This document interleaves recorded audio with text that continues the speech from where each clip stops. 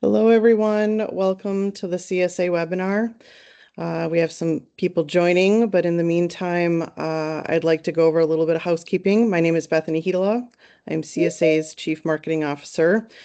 So you may have noticed that your video and your audio are turned off. Don't worry, as we get into question and answer and we open up the floor, you'll be able to turn your video on and answer questions as you like.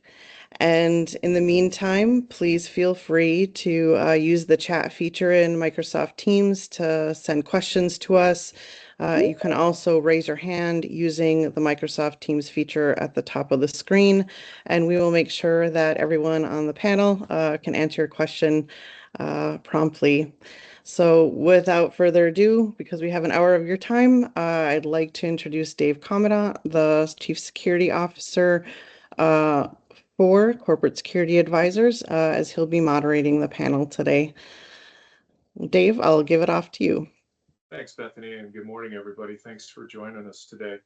Really excited to have the opportunity to speak with you this morning about the CSA offering called Virtual Security Team, or VST, as we call it for short. Joining me today will be 7 of my colleagues. I'll introduce them in just a second. But we formally announced this offering on October 2nd. But in full transparency, this has been an offering of CSAs for quite some time. And so what is Virtual Security Team and what does it do? So I think in simple terms, it creates immediate expertise and capability for you. So whether you're a large multinational corporation or a smaller to mid-sized company and you need capability, you need that capability quickly, and you need expertise in a particular area. That's what VST is designed to do. It provides strategic leadership during any transformational activity that you might be going through, a merger and acquisition type of activity, or during a crisis, or you just need some help refreshing an existing program or building something and a capability that you don't currently have.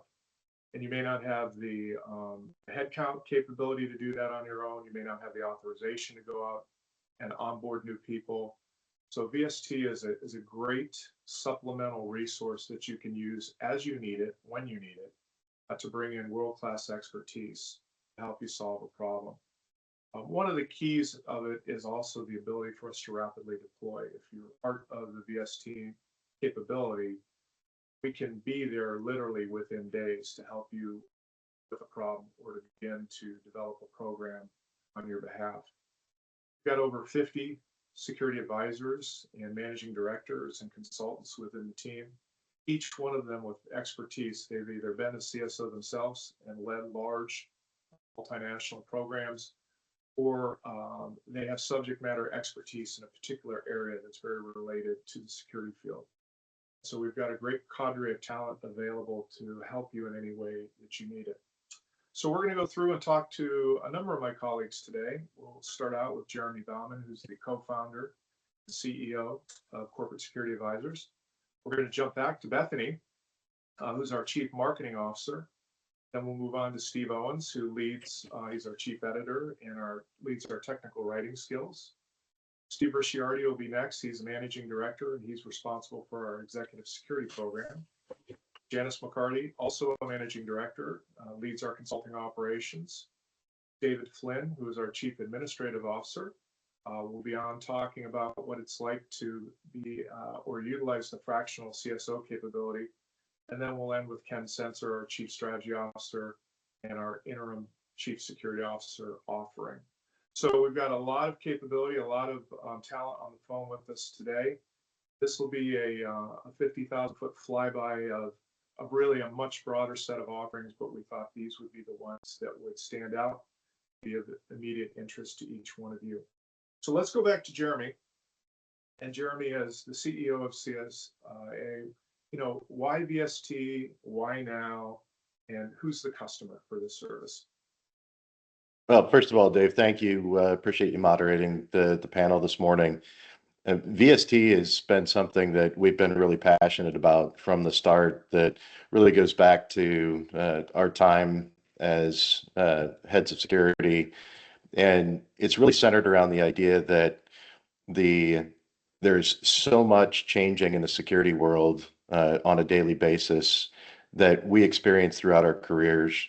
And having the ability to tap into expertise immediately when an issue arises is so difficult. I can remember when I got to Discover Financial Services as their head of enterprise security, uh, we didn't have really any vendor contracts in place. And so I had to go out and put over 80 different contracts in place with specialist vendors so that I had an expertise in background investigations. I had expertise I could tap into in different areas of responsibility. I had to bring on a vendor for branding and marketing to work with our corporate communications team to help design a brand for our team. All of these specialty advisory services where I had to go out and look for a single vendor to do each of these things. And so in founding CSA, the VST offering was really one of the things that we were most passionate about. We want to be that resource for organizations to be able to have on retainer, to be able to tap into at a moment's notice, to already have that contract in place where you can pick up the phone. You know you're going to get the top experts in your field. And over the past now almost 7 years, we've been building that team so we can deliver that. That's really why now we've reached a point where we've got almost every area of expertise within the security field covered with multiple people, where we can go to the market and say, you're not going to get somebody fresh out of college that's going to be consulting on this. You're not going to get somebody who had to study up and learn on this. You're going to get people with demonstrated expertise, people who have been top experts, whether it's supply chain security, product security, background investigations, branding and marketing, whatever the offering might be. The team has now reached a point where we can provide that expertise to the marketplace. And that's really where the value comes for our customers. The those short. Just a quick question for you. Yeah. So if I'm the CSO for Fortune 100 company, or I'm the facilities leader for a smaller or mid-sized company, what's the different ways that I would use CSA and VST in my particular space? Is there a difference between the two, and what does that difference look like? Yeah, absolutely. So, and I think David Flynn will talk a little bit about this. If you're the facilities manager for a smaller organization, maybe you don't have a dedicated security team, you can tap into VST, and you've got literally, you can have 10 hours of this individual's time or 10 hours of that individual's time from different areas of expertise that you might tap into throughout the course of a year. And it gives you access to the top experts in each of those areas that you might need. And you don't have to go out and hire different companies for each different expertise area. You don't have to put a bunch of different contracts in place. It really becomes your one-stop shop. Now, if you're the CSO of a Fortune 100 company, you might be looking at building out a new area of responsibility. They have and Ken Sensor is a great example of this. Ken actually had responsibility for aviation, right? We've got a number of people on our team who have deep backgrounds in aviation. If you're a Fortune 100 CSO and the boss comes to you and says, hey, you're taking over aviation, well, where do you go to get that expertise with people who understand that, who manage that? We've got the people on the team who can specifically come in and help you think about that new area of responsibility. You might be looking at just getting an outside lens on maturing your program. You might be in a scenario where you're being asked to brief the board for the first time. And that's a big responsibility to be able to have that board exposure for the first time.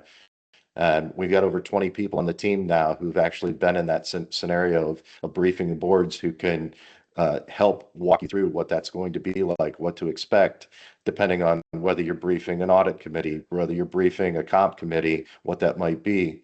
Having that expertise on demand, not having to go through the procurement process to be able to onboard a team, that's really valuable, regardless of who is coming to us, whether you're that Fortune 100 CSO or the smaller company. Thanks for that. So we're going to ask you to stay around because I'm sure we're going to have some questions at the end and might throw a few your way. But thanks for that intro. Bethany, we're going to come back to you a little bit. I think one of the things, and I know I struggled with this when I was CSO at Boeing, is the ability to tell our story at times, and the ability for a security organization to create a brand and create messaging that resonates, not only within the company itself, but outside with customers, clients, and that sort.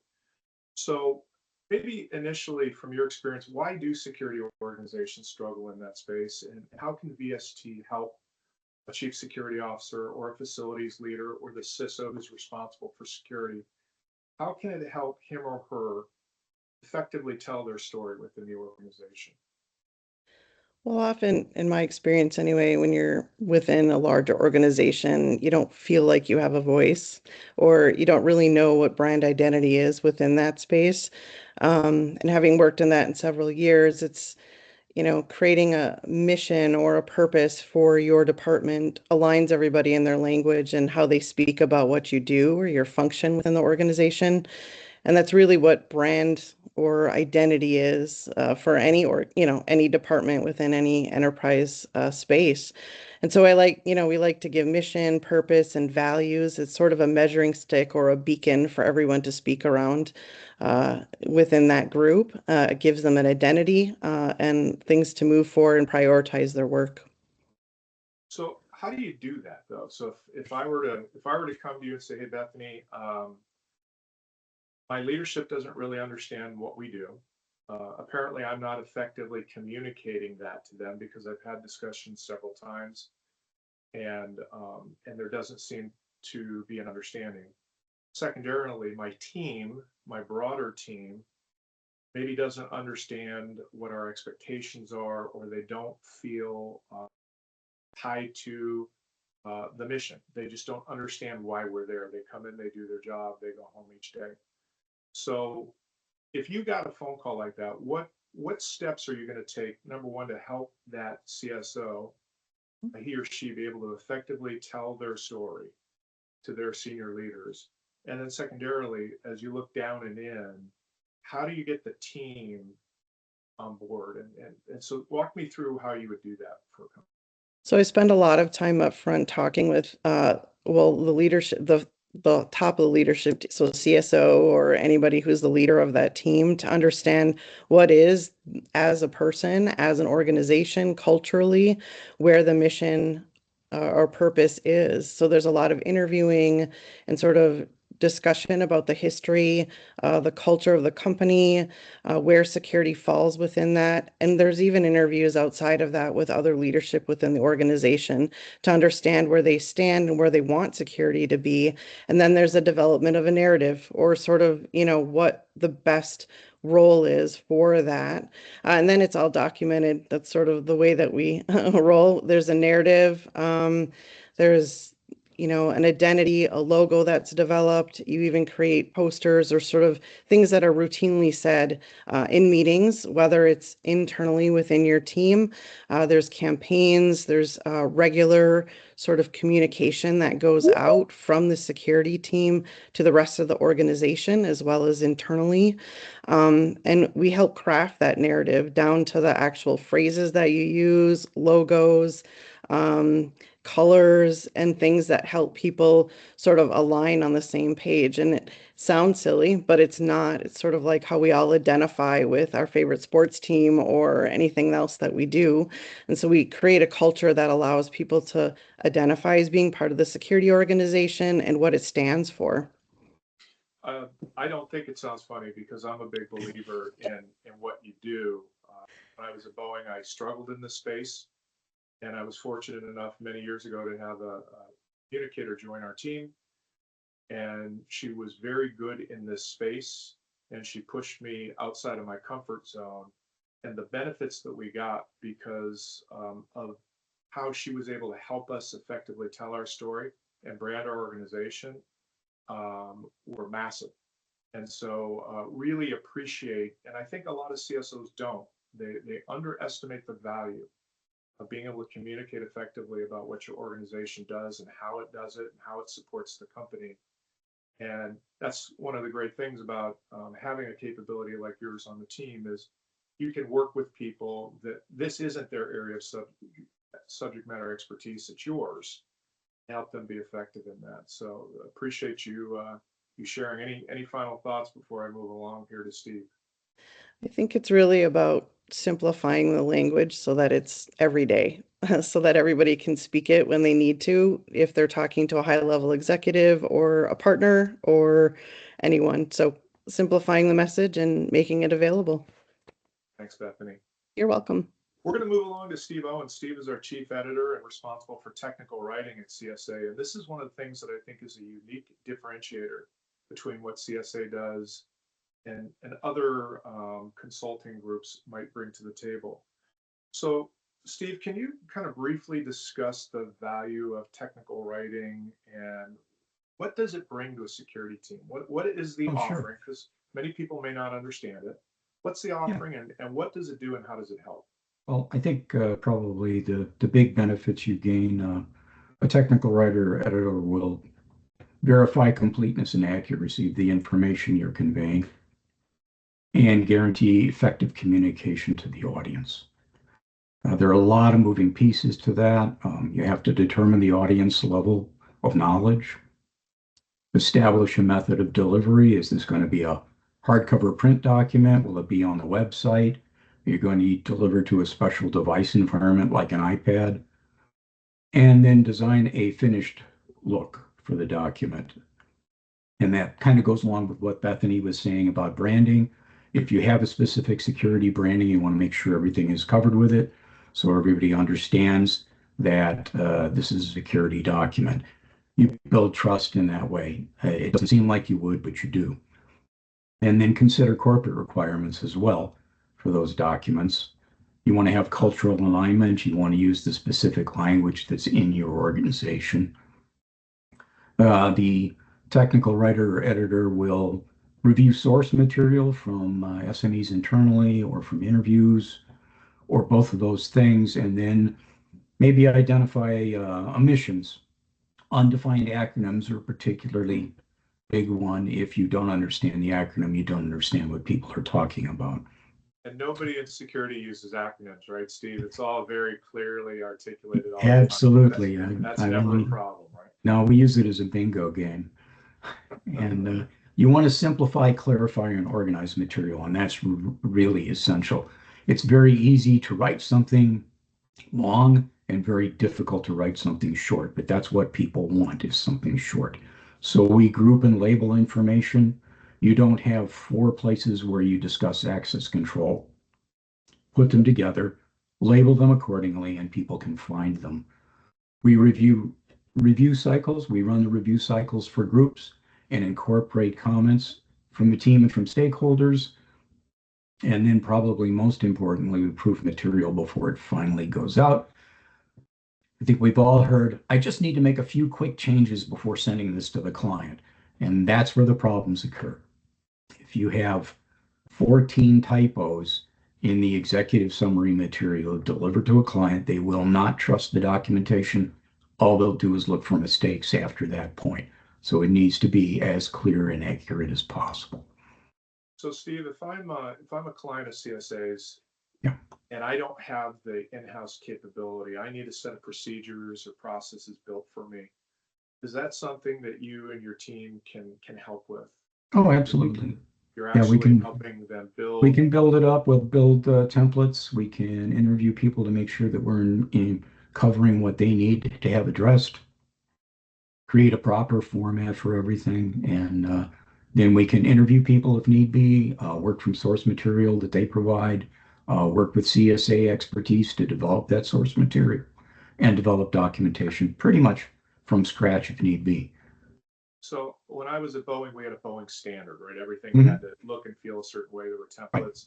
Right. Are you able to use an existing company's templates and provide them a product back to them that meets all the requirements that they have? Absolutely. Generally, corporations have some standard for documentation delivery formats, layout, headings, page parameters, more details than anybody wants to be involved in. We'll go through that, make sure that everything is in alignment, language is in alignment, and it fits with what they're delivering internally. Thank you for that. Maybe Yeah. just to wrap it up, a quick success story. Is there one that you would share? I know that all of us at CSA use you and your team internally as we're producing products for our clients. Everything goes through you and your team to make sure that our client receives, the very most high quality output possible.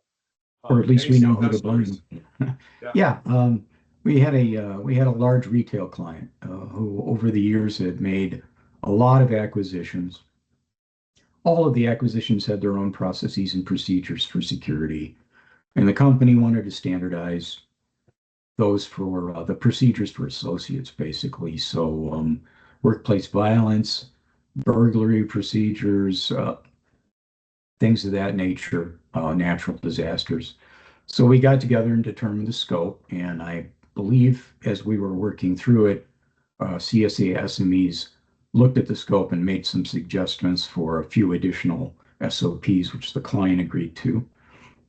We designed the template for them because they didn't have one, including sections that were important to the organization. They wanted purpose, definitions, the procedure itself, and then some form of revision history so you could track changes to the document over time.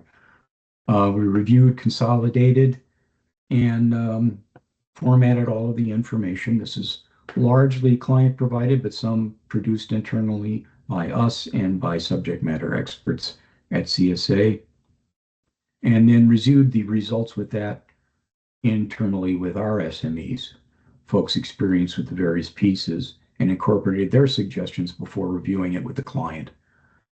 Fortunately, in this case, we had representation from HR, the security department, and store managers for this chain, and adjusted everything to fit the requirements for all parties. And incidentally, halfway through this, they informed us that they were going to provide the PDF of the documents we were producing in a handheld device, and it just wasn't readable. So we stepped back, produced a separate template for that format, reduced the content so that they had two different versions of the procedures that they had requested, one that would display correctly on the handheld, one that they would have internally. Finished the project. I think the client was very happy with the work. Thank you, Steve. I like to look at you and your team as kind of CSA's internal secret weapon, but it's a great capability that clients have access to too. So thanks for your time this morning. Thanks, Vic.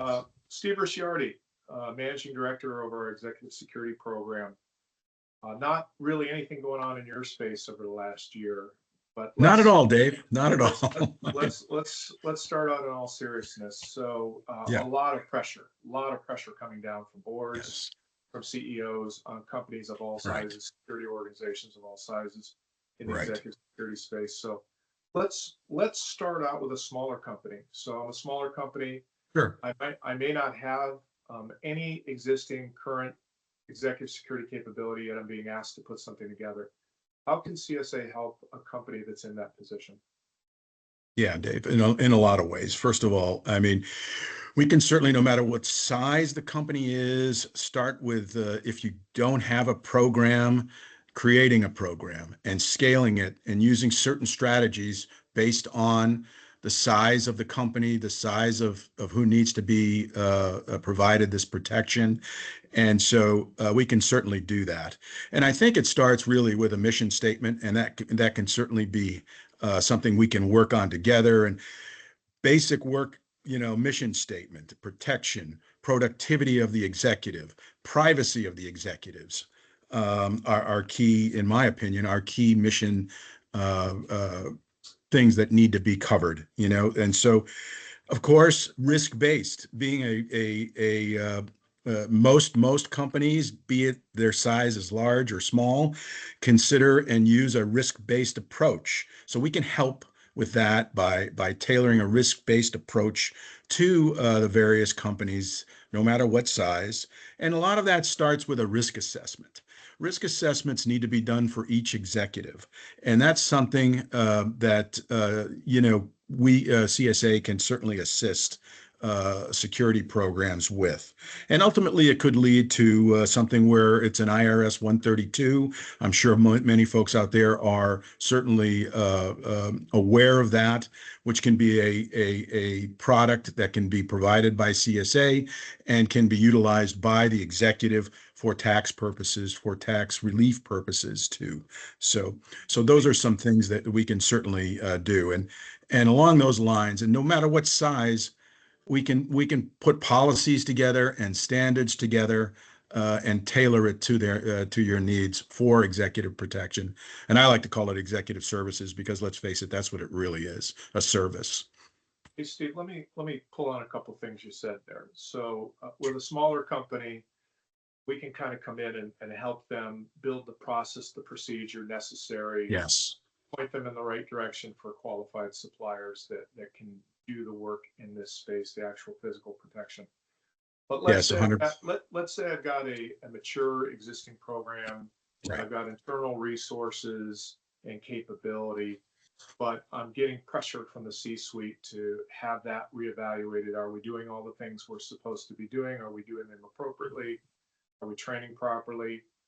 Talk to me what that looks like, where Sure. there's already, a well-tenured program in place, but the C-suite wants the tires kicked. They want to make sure that it's Sure.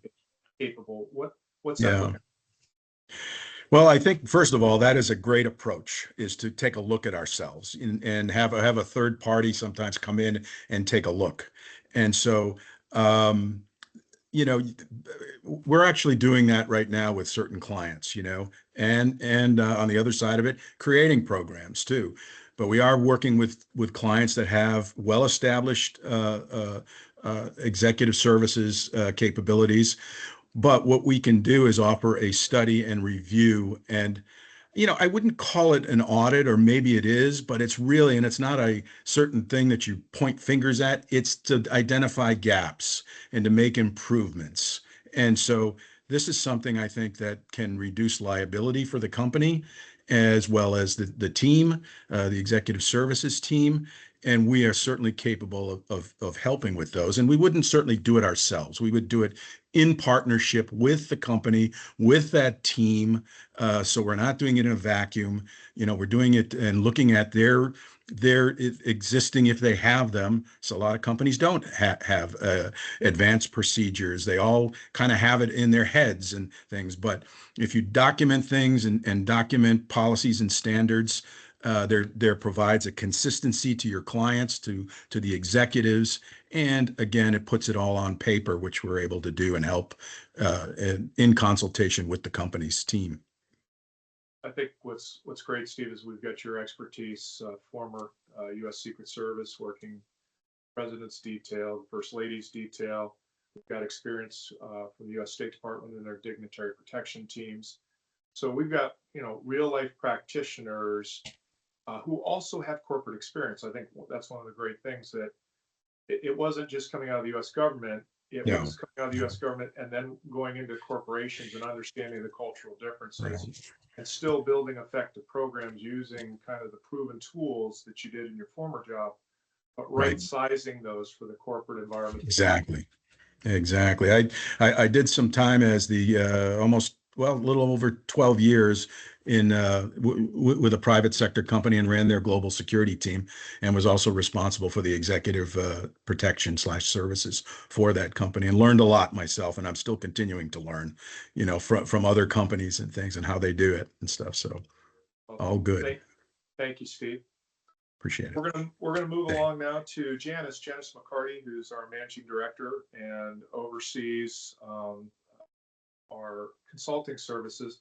I want to talk to you a little bit about executive leadership, coaching, and mentoring. So we do a lot of things that are very process driven and helping build process, procedure, and build strategy. But sometimes teams need some help in the coaching, mentoring, and leadership perspective. So can you talk a little bit about what does CSA offer in that space, and maybe what's the benefit to the clients? And if you've got any examples of where you've helped, can you share a little bit? Don't name names, but if you can share a little bit. Yeah, thanks, Dave. So, In the executive coaching and advisory service spaces, we do a lot of things in this space to support leaders with senior level coaching, but it's designed to support not just the CSO, but their teams as well. So if you're a CSO and you're having a C-suite challenge and need guidance, for example, telling your story for internal selling and buy-in, as you know, this ability is essential, or you're a newly promoted CSO and it's your first time leading at this level, or perhaps it's a new vertical for them to be leading at, and or coaching individual security team members, or there may be a gap in their skill set in one or two of the managers and or directors. So that's kind of like who our customer is and what we can do to help support them. But as far as the benefit, well, I mean, as you know, there's a lot of rift in this space. So there's a lot of value here. So we're an outside advocacy, so it's real conversations, the right discussions to be had.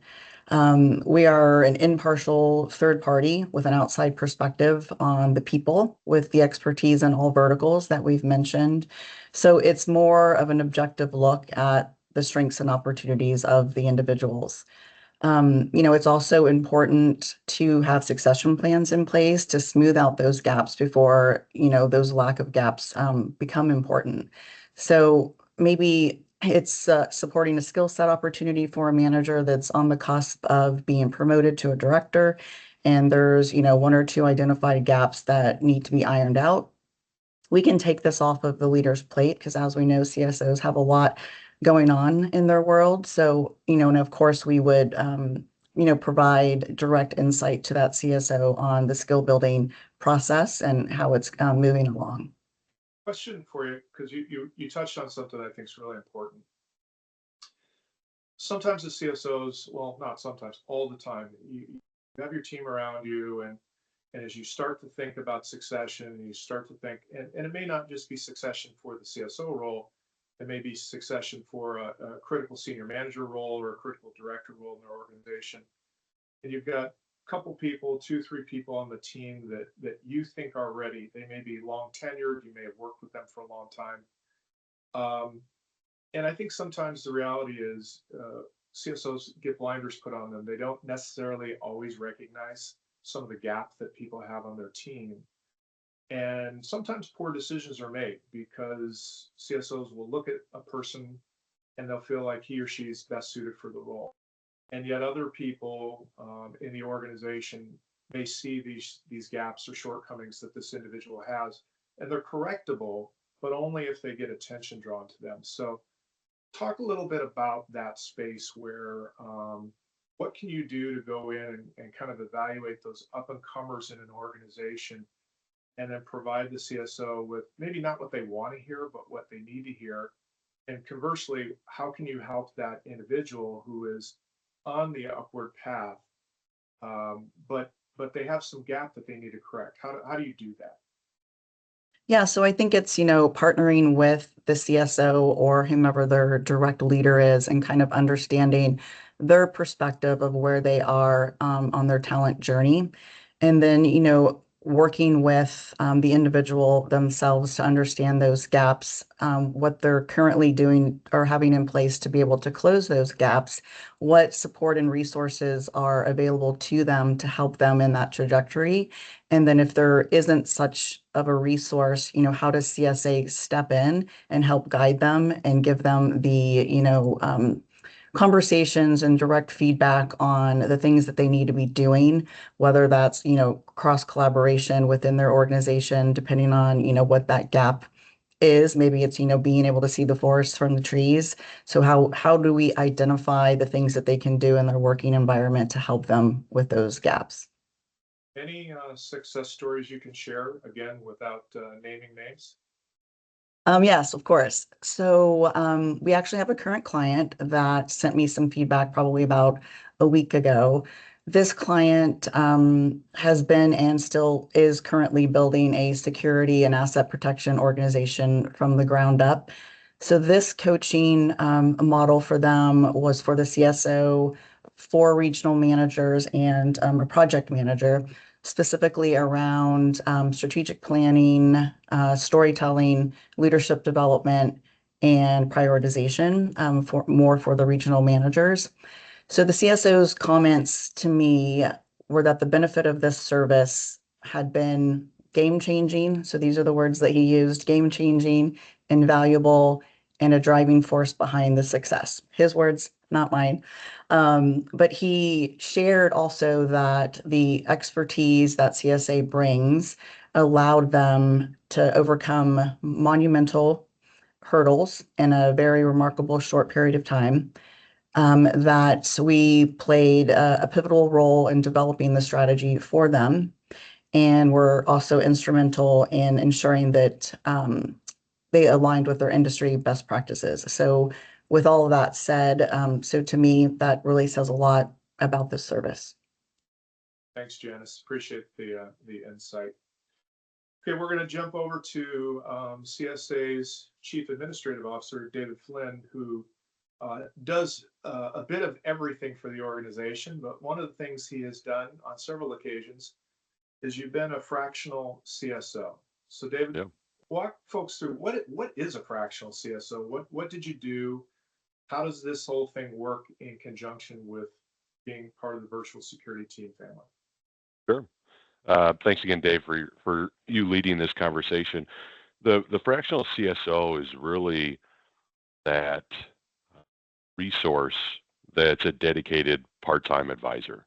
A lot of times this is someone that is brought in specifically to support a specific project or an initiative that has targeted outcomes or deliverables over a set period of time, or as we've discussed already, really that ability to tap into a specific skill set, or if there is a specific issue or emergency that arises, that maybe a chief legal officer, chief facilities officer, maybe it could be the CEO, the COO, they may not have a chief security officer in place for various reasons. Maybe they don't need one given their size, but there isn't a company out there that doesn't deal with some security challenges. And many companies may not say that they have a security department, but there are security functions being done by other groups. And having that fractional CSO, somebody who can come in, look at things objectively, and help bring stakeholders together, can really help mature a security program that's either decentralized and essentially non-acknowledged or non-existent, or kind of starting from fresh, building that framework and really helping that security program start. So you've done this a couple times, and so maybe give some examples of what kind of things were you asked to do? What were some of the challenges that you faced in that type of a situation? But and you mentioned a couple of these already. Some of the benefits to those smaller organizations, getting someone like you to come in with your background and expertise on a as needed basis to basically problem solve for them. So maybe share a little bit about some of your experiences in a fractional role. Yeah, every company that I've worked with in this form, not all of them needed a robust travel and event security program. Maybe they're a local company, they're not traveling internationally. They don't necessarily need a supply chain or an aviation program. And as I mentioned, not every program needs an official CSO. Maybe they need a security manager that, has a reporting structure. They may not even have a team yet. But what they do need is that framework, and they need that stakeholder buy-in to support the basic security functions: access control, security technology, workplace violence prevention.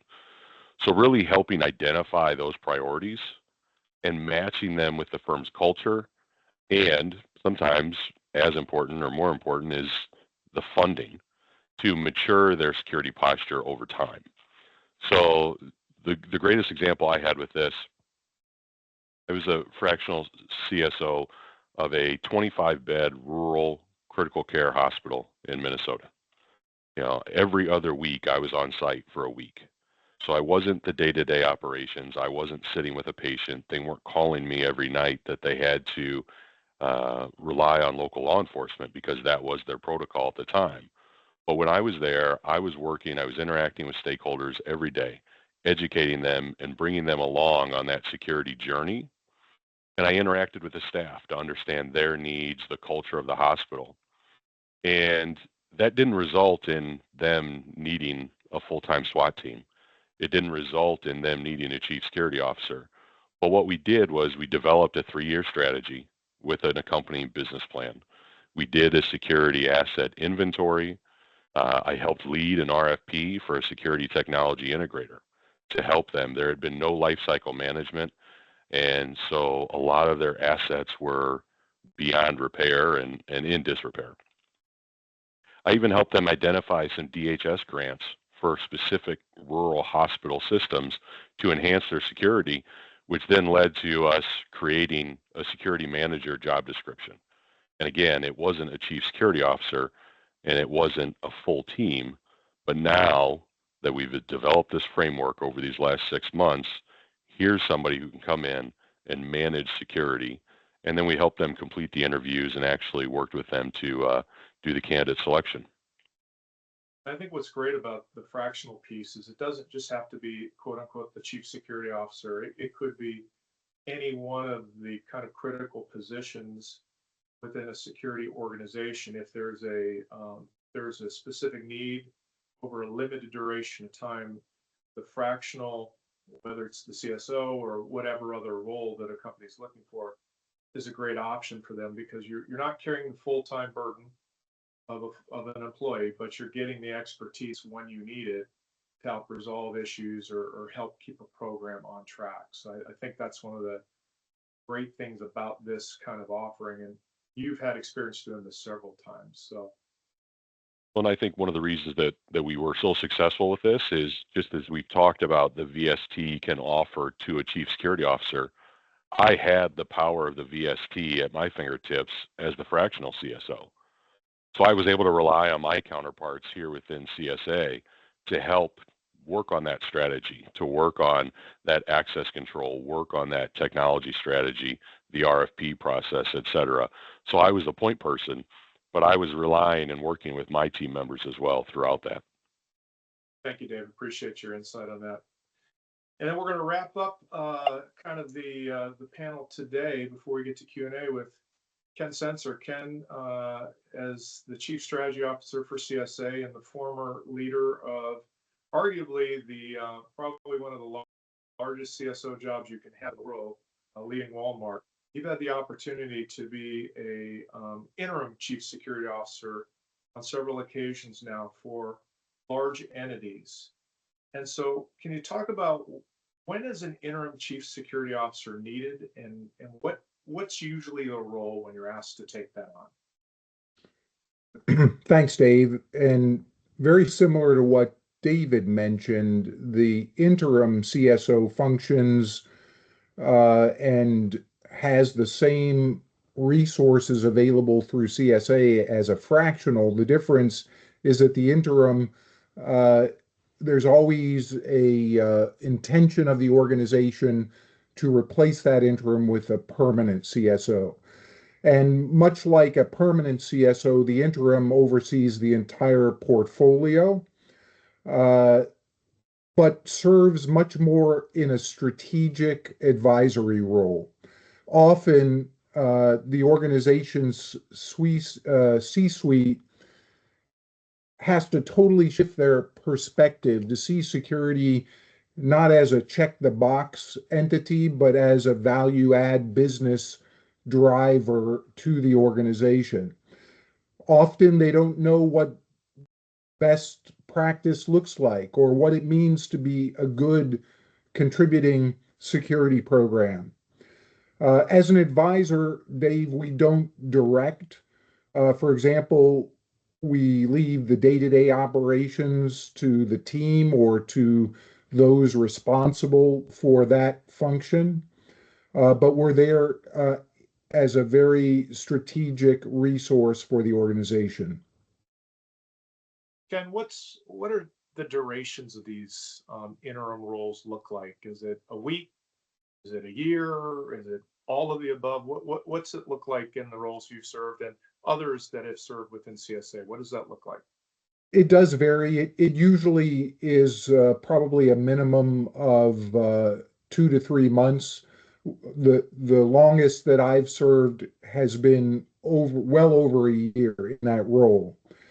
And typically, organizations that are in transition, either from a leadership or strategic standpoint, benefit the most from an interim. As objective observers, we can avoid the political minefields that others may be subject to. We can ask the tough questions that are needed, but not often appreciated by the organization. And because we're not going to be there long term, we're not going to suffer the career or potential career setbacks that others might.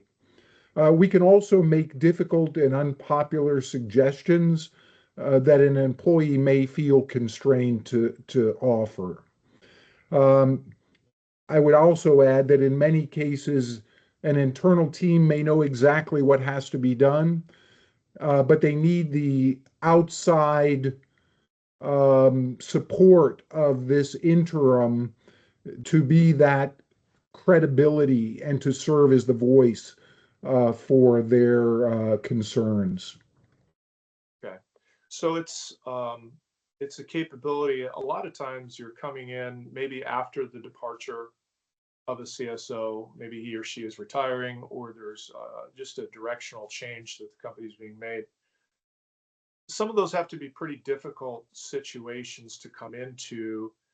And can you kind of talk a little bit about how you see CSA's role in, for lack of a better term, calming the waters a little bit and setting the table for the next person to come in and run that organization? Yeah, without a doubt. The first thing we do is we listen, we come in, and we try to get a comprehensive understanding of what the current state is. And at a minimum, there's at least two sides to every story. So we often spend countless interviews and discussions trying to bring a broader understanding to what is truly going on and what is the need. I'll give you an example of what we did at one organization where at the 50,000 foot level, we worked with the team to develop a comprehensive strategy and then a multi-year business plan that guided or will guide investments over a 5-year time frame. That took us really over a year to accomplish and to bring on board the executive leadership team as well as the board of trustees for this organization. In that process, we built 7 comprehensive sub-strategies that went into the overall strategy, starting with risk assessment, staffing and organizational structure, police operations, ambulatory security, business continuity and emergency management, security education and awareness, and then finally a technology sub-strategy that included the concept of operations for a security operations center. And then I'll add one of the key things we also assist with is building that leadership team, helping to identify, recruit, hire, and then onboard a world-class operating team to support the organization. Ken, appreciate your insight in this space. Thanks for sharing. We've got about 10 minutes left, and we've got a question in the queue, but we want to give everybody an opportunity to ask a question. And if we are not able to get through the questions today, if you'll leave them, we'll collect them and we'll respond appropriately and make sure that you get an answer to your question. So Jeff, I don't know if it's you or Bethany who are going to bring the first question to the table, but fire away and then we'll see where we're going to go with it. Sure. Looks like we've got a question from Henry Vasquez. Are we talking federal contracting? Need a little bit more detail, Henry.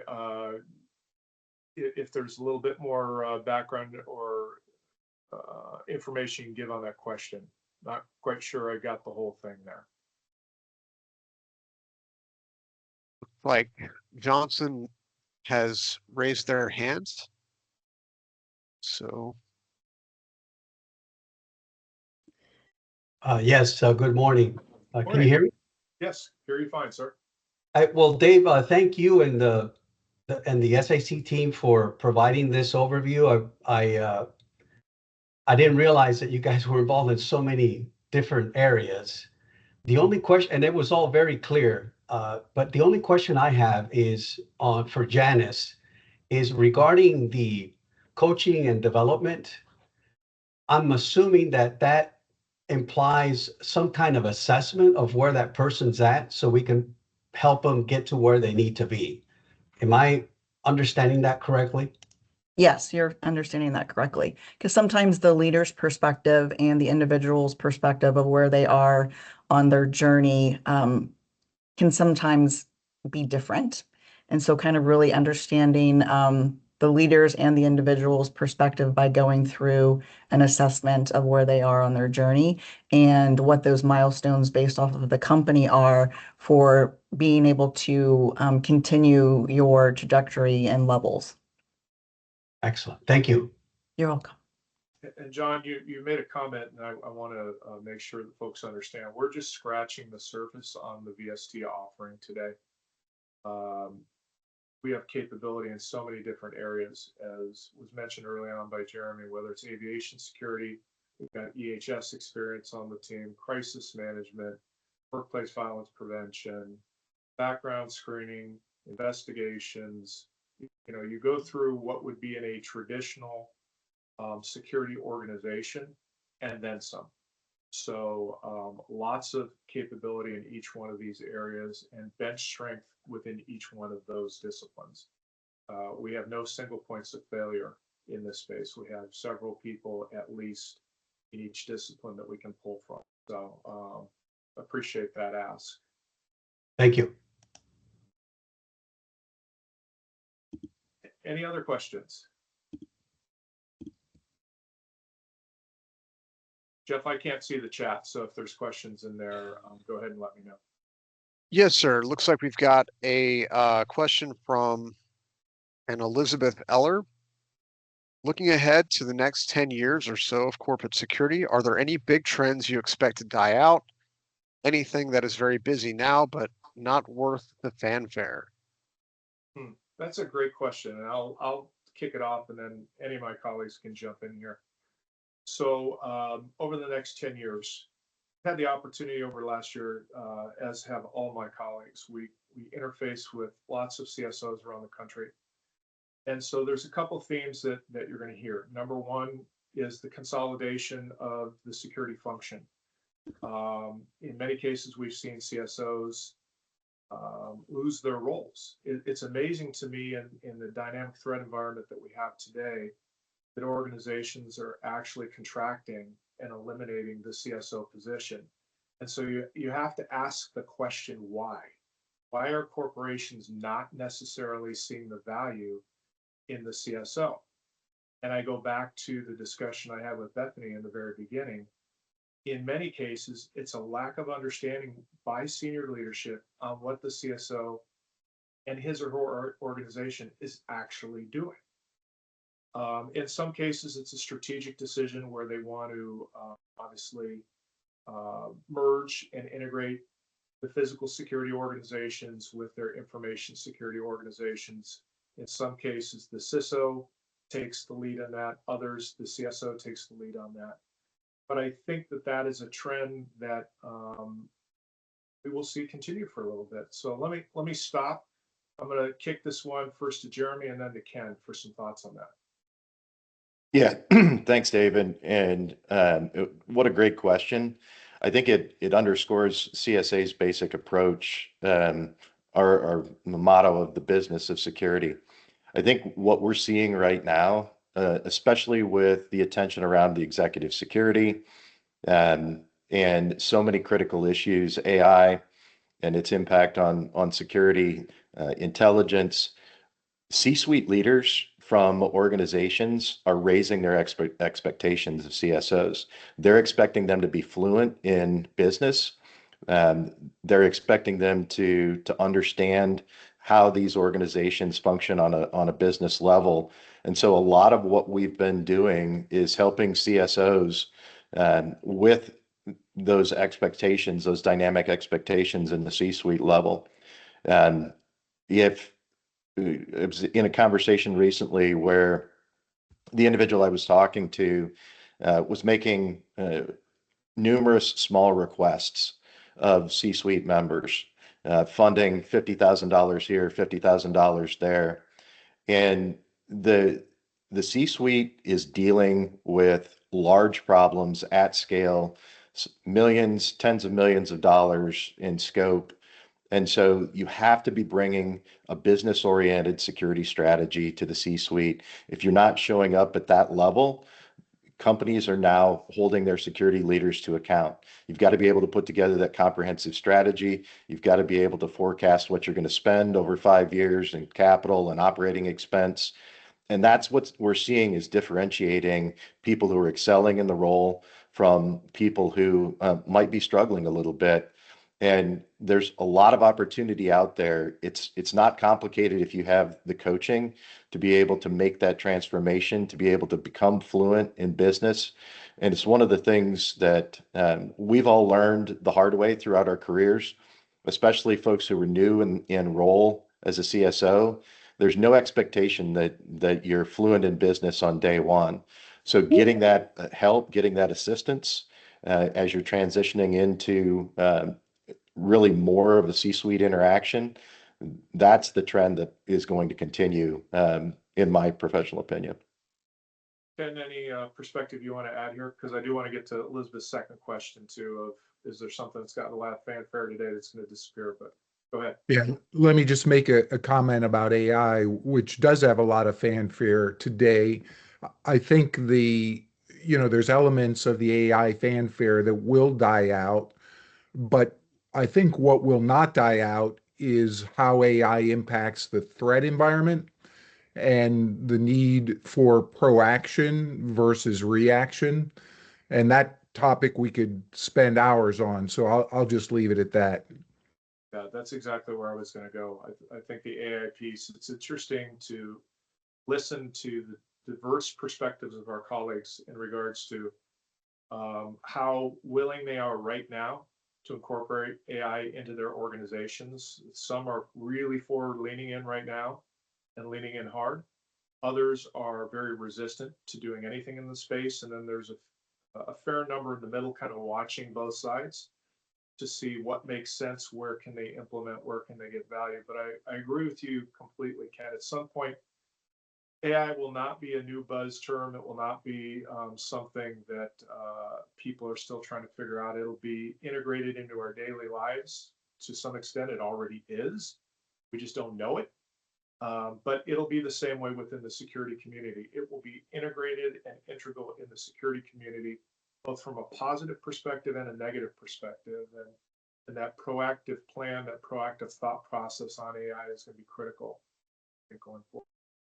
Jeff, we got about 2 minutes left. We have any other questions before we wrap for the day and let everybody get back to what they need to do?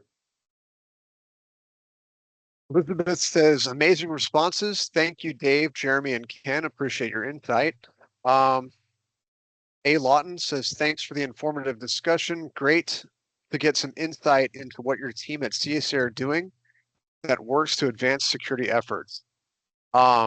Guys, do we have any other questions? Don't be shy. We've got lots of great leaders here with lots of experience to answer your questions. Well, let's do this today. We'll give folks the opportunity to start their day, but very much appreciate you joining us today. And as you see, if you have any other questions, you can contact me directly at my email at csateam.com. Also have my direct phone line there. But thanks for joining, and look forward to addressing any questions outside of this forum. Appreciate you taking the time to be with us today. Everyone have a great rest of your day, and reach out if we can help.